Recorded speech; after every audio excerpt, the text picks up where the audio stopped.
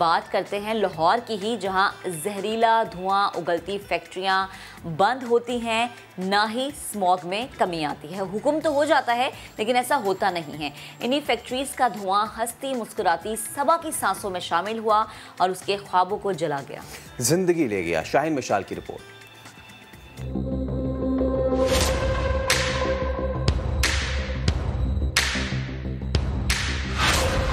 लाहौर मर रहा है। मुसलसल धुआं उगलती फैक्ट्रियां सांस लेना मुश्किल कर रही हैं।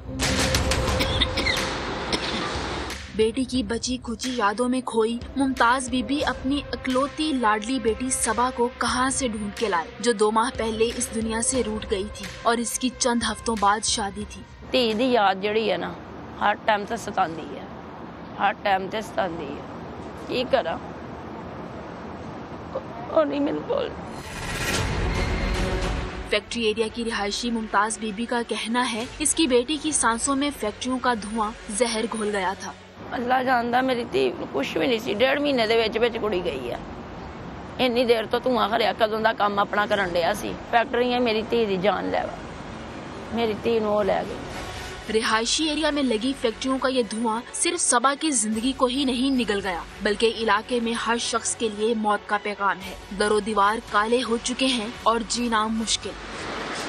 फैक्ट्रियों का धुआं ज़्यादा ख़तरनाक इसलिए होता है कि उनमें कीमियाई मवाद होता है, उसमें डिफरेंट केमिकल्स होते हैं, उसमें लेड है, यूरेनियम है, डिफरेंट काइंड के केमिकल्स हैं। वो फ़ज़ा में जाते हैं, जब वो सांस के ज़रिए आपके फेफड़ों में जाते हैं वो ज़्यादा टॉक्सिक वो जहर बन जाते हैं, आम अल्फाज में हम कह सकते हैं, और उनका इफेक्ट लंग्स पे रैपिड होता है। एंटी स्मोक स्क्वाड इस इलाके में छापे तो मारते हैं, मगर चंद रोज बाद ही ये काला धंधा फिर शुरू हो जाता है। फैक्ट्रियों का ये जहरीला धुआं अभी जाने कितने घरों पर मौत के साए की तरह मंडला रहा है और इंतजामिया या तो आंखें बंद कर लेती है या मौसमी कार्रवाइयां करके हाथ झाड़ लेती है। कैमरामैन लियाकत बशीर के साथ शाहीन मिशाल, समा, लाहौर। रिपोर्ट हमने आपको दिखाई। इसी पर बात करने के लिए हमें ज्वाइन किया है सेक्रेटरी माहौलियात मुबशर हुसैन साहब ने। मुबशर साहब, बेहद शुक्रिया वक्त देने के लिए। स्मॉग और जिसने इतनी तबाही पूरे पंजाब में मचाई है, स्पेशली लाहौर को सबसे ज़्यादा इफेक्ट किया है। अब तो वक्त ये है कि अगर फैक्ट्रीज खुलें तो जुर्माने होने चाहिए। अब तो वक्त ये है कि अगर धुआं छोड़ती गाड़ी नजर आए तो फ़ौरन बंद कर देनी चाहिए। ये जो धुआं है ये अब इंसानी ज़िंदगियां निगल रहा है एक जहर की तरह। आपकी तो एक्सपर्टीज़ है इस पे, अगर ये चीज़ें कंट्रोल में नहीं की गई मज़ीद कितनी तबाही फैला सकती हैं? बिस्मिल्लाहिर्रहमानिर्रहीम, थैंक यू वेरी मच। पहली बात ये कि जिस तरह आपने जिक्र किया कि इस तरह की गाड़ियाँ बंद होनी चाहिए, फैक्ट्रियाँ सील होनी चाहिए, तो उस सिलसिले में ये अर्ज़ है कि पंजाब गवर्नमेंट ने जो अभी तक एक्शंस लिए हैं, हमने पिछले कोई 1.5 माह के अंदर सिर्फ एनवायरमेंटल प्रोटेक्शन डिपार्टमेंट जो है एनवायरमेंट, इसी ने तकरीबन 1000 के करीब जो गाड़ियां हैं वो ट्रैफिक पुलिस के साथ मिल के उनको इम्पाउंड कर दिया है। तकरीबन कोई 70 लाख के करीब ऐसी गाड़ियों को फ़ाइन किया गया है। इंडस्ट्रीज़ की आपने बात की तो ओवरऑल अगर आप एक्शन देखती हैं पूरे पंजाब में जो बाकी डिपार्टमेंट्स ने मिल के किया, तो तकरीबन 2000 से ज़ायद जो हैं वो FIR लाज हुई हैं और ओवरऑल को तकरीबन 88 करोड़ के करीब जो है वो फ़ाइन किया। ये है हमारे वो एक्शंस जिनके ज़रिए हम एक साइड के ऊपर इसको डेटरेंस क्रिएट करना चाह रहे हैं। ठीक है। इसके साथ हमने पिछले दिनों जो एक्शन किए उनमें ये जितनी भी ऐसी जगह थी जहाँ पे हमें रिपोर्ट आती है उन भट्टियों को डिमोलिश कर दिया गया है, लाहौर में, कसूर में, रहीम यार खां में। और इसके अलावा बात यह है कि जो भी हमारे पास किसी किस्म की, हमने ये इंश्योर किया, सिर्फ हमने लाहौर के इर्द गिर्द जो है तकरीबन कोई 35 के करीब जो है ये इस तरह की जो री रोलिंग स्टील मिल्स थी, बाकी के ब्रिक थे, इनको हमने सील कर दिया है। अच्छा मुबशिर साहब, यकीनन सील भी कर देते हैं, लेकिन ऑब्वियसली हम किस किस फैक्ट्री को जाके सील करेंगे? मुझे बताइएगा कि सील करने का मयार जो होता है ना वो स्टैंडर्ड कहाँ होता है? आप लोग किस तरीके से प्रोसीजर कैरी आउट करते हैं? क्योंकि जो टॉक्सिक मटेरियल होता है जब वो रिलीज़ करते हैं हवा में, वो कितना टॉक्सिसिटी वो माहौल हमारा बर्दाश्त कर सकता है? क्या गैजेट्स हैं आपके पास, ज़रा ये बताइए। हाँ, ये बात सही की आपने। मैं यहाँ पे ये बता देता हूँ कि हमने ऐसा कोई, हमारा गवर्नमेंट का कोई ऐसा इशू नहीं है कि हमने स्मोक के साथ फ़ाइन करके कोई रेवेन्यू रिकवर करना है। हमारा मकसद है कि लोगों के लिए एक बेहतर माहौल देना, साफ़ सुथरा माहौल देना, ये गवर्नमेंट का मकसद है।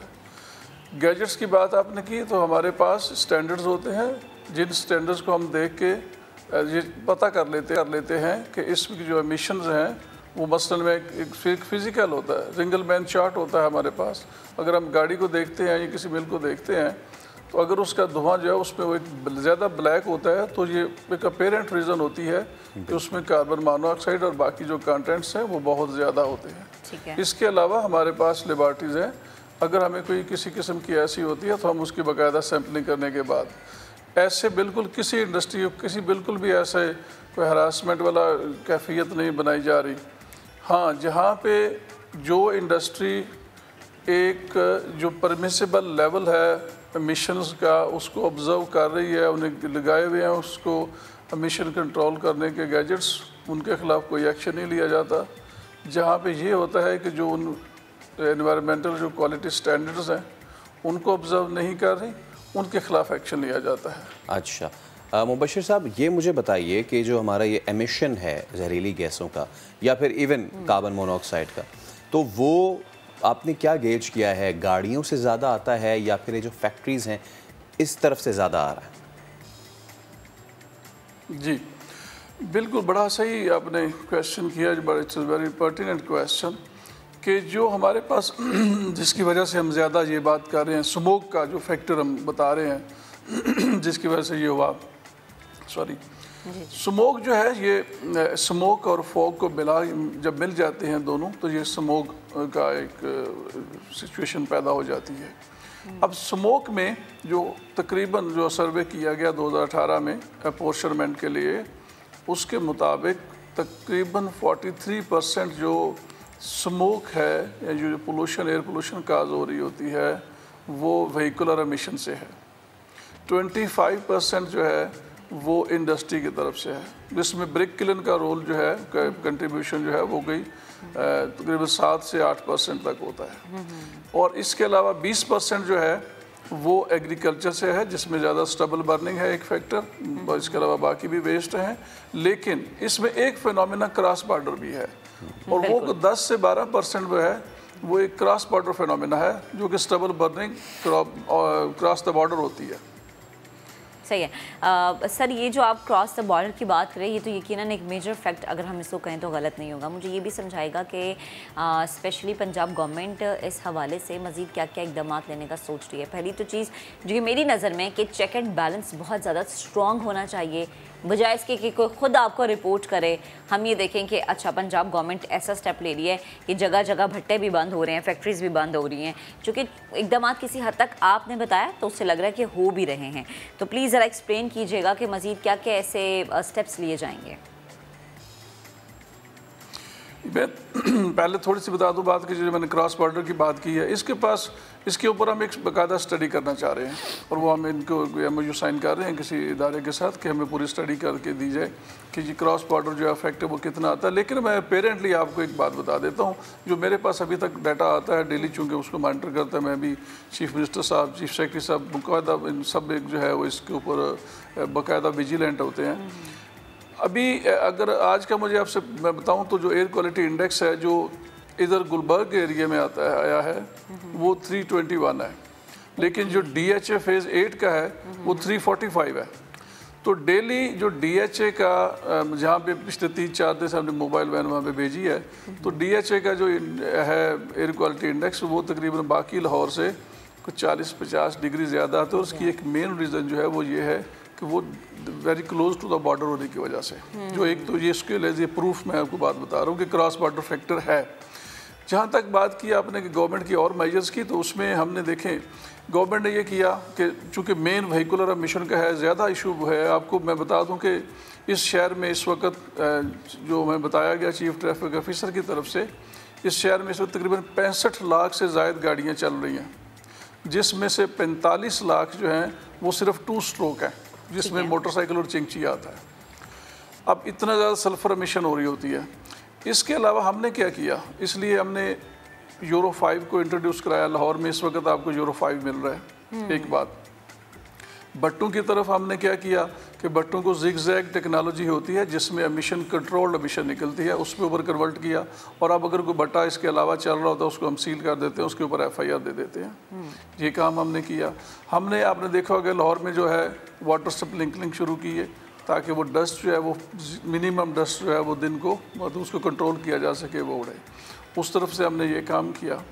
इसके अलावा हमने जो ये भी अब मैंडेटरी करने लगे हैं कि जितनी भी गाड़ियाँ वो सब की सब जो है वो जो वेरिफिकेशन सिस्टम है जो ट्रांसपोर्ट डिपार्टमेंट वहाँ से वेरीफाई होके आए, उसके बाद वो रोड पे आया करें। उस तरफ भी हमने ये काम किया। अब एग्रीकल्चर का रोल था। एग्रीकल्चर में हमने क्या किया कि हम किसानों को दे रहे हैं वो जो एक हर हैप्पी सीडर होते हैं वो दे रहे हैं ताकि वो जो उनकी हार्वेस्टिंग होती है पैडी की उसको वो इतना बारीक चॉप करेंगे कि वो इसी को कल को जब खेत में मिलाएंगे तो वो एक उनके लिए एक कंपोस्ट और खाद नेचुरल फर्टिलाइज़र बन जाएगी। वो गवर्नमेंट का इरादा है कि 250-300 भी हमने डिस्ट्रीब्यूशन शुरू कर दिया तकरीबन 5000 तक। तो इस तरह हमने इंश्योर कर रहे हैं जितने स्टोन क्रशर्स हैं उनमें हमने इंश्योर किया है कि उनमें स्क्रबर लगे हों, जो वेट स्क्रबर लगे हों, जो दूसरे स्क्रबर लगे हों ताकि वो एमिशन को कंट्रोल करें। तो ये मुख्तलिफ मेजर्स हैं जो हम स्टिक एंड कैरेट पॉलिसी से हम दे रहे हैं। एक तरफ डेटरेंस क्रिएट करने के लिए फ़ाइन भी कर रहे हैं, उनको सील कर रहे हैं और दूसरी तरफ उनको फैसिलिटेट भी कर रहे हैं। अच्छा मुबश्शिर साहब, यकीनन इनमें से कुछ मीडियम टर्म और कुछ शॉर्ट टर्म सॉल्यूशंस हैं जो आपने बताए हैं।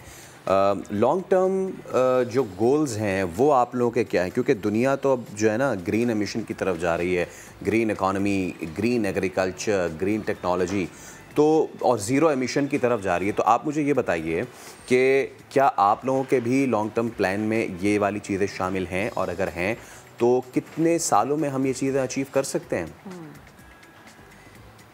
जी बिल्कुल सही आपने बात की। इसमें इस सिलसिले में हमने जो इसके ऊपर डेफिनेटली हमने इसके कुछ इमीडिएट मेजर्स थे वो लिए, हमने इसके कुछ मीडियम टर्म मेजर हैं और लॉन्ग टर्म मेजर्स थे। उनमें से जो बहुत सारी चीज़ें हैं उनमें एक हम ये करने लगे हैं और इंशाल्लाह ताला आप देखेंगे कुछ अरसे बाद ये चीज़ें आपको नज़र आएंगी कि हम इसको इकोनॉमी को, इंडस्ट्री को ग्रीन फाइनेंसिंग, ग्रीन इन्वेस्टमेंट की तरफ लेके जा रहे हैं।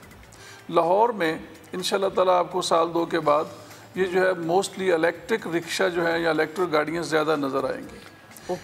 इसके अलावा हम ये चाहते हैं, हमने ये डिसाइड किया गवर्नमेंट ने कि जो शहरों के इर्द गिर्द, एक सिर्फ लाहौर नहीं बाकी शहरों के इर्द गिर्द भी जो भी स्टेट लैंड पड़ी होगी उस सब के ऊपर फॉरेस्टेशन कर दी जाएगी ताकि वो जो दरख्त हैं उस शहर उस तरह शहर को घेरे हैं। उस तरह शहर के अंदर जो है वो अर्बन फॉरेस्टेशन कर दी, पहले भी लगे हुए हैं और ज़्यादा की जाएगी, अर्बन फॉरेस्टेशन कर जाएगी।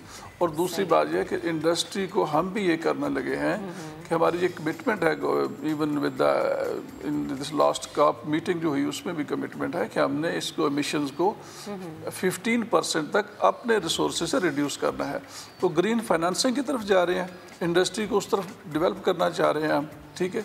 ये सारे मामलात जो हैं ये इंशाल्लाह ताला आप देखेंगे हमारे पास एक EPD में ही पंजाब ग्रीन डेवलपमेंट प्रोग्राम है वर्ल्ड बैंक का, उसके तहत हम ये चीज़ों को मॉनिटरिंग भी बेहतर कर रहे हैं और green industry, green financing, green investment की तरफ भी जा रहे हैं। सही है, बेहद शुक्रिया सर वक्त देने के लिए, गुफ्तगू करने। और ये बड़ा ज़रूरी है कि आप अपने माहौल को बेहतर बनाने के लिए जितने इक़दाम करें और जितने बेहतरीन इक़दाम करें, क्योंकि फैसल वही बात है कि जब आपका माहौल साफ़ नहीं होगा, सेहत के हवाले से जितनी मर्जी एक्टिविटीज़ आप करवा लें होना कुछ भी नहीं है, क्योंकि जब माहौल ही नहीं साफ तो आपने सेहतमंद कहाँ से होना है। तो सेहतमंद रहने के लिए सेहतमंद माहौल का होना बेहद ज़रूरी है और इसके लिए ऐसे इकदाम उठाने चाहिए जैसे कि मुबश्शिर साहब जिक्र भी कर रहे थे कि इलेक्ट्रिसिटी रक्शाज आ जाएँ या गाड़ियाँ आ जाएँ, लेकिन उससे ज़्यादा ज़रूरी है चेक एंड बैलेंस का स्ट्रॉन्ग होना कि भट्टे बंद हैं, फैक्ट्रीज़ बंद हैं, धुआं छोड़ती गाड़ियाँ उनको बैन किया जाए, जुर्माने इतने ज़्यादा होने चाहिए कि गाड़ी स्टार्ट करने से पहले एक दफ़ा सोचा ज़रूर जाए।